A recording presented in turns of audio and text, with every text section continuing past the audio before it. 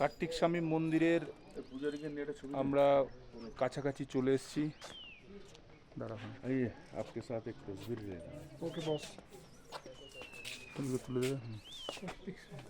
হচ্ছে পূজারি সন্দীপ, ওনার সাথে একটা ছবি তুললো।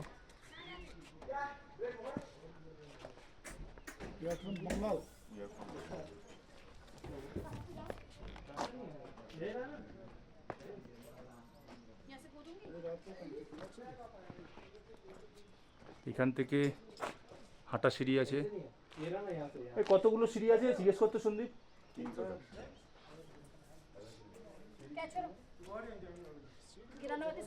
এখান থেকে প্রায় আধা কিলোমিটার সিঁড়ি আছে। আমরা এখন এর ওপর দিয়ে যাব।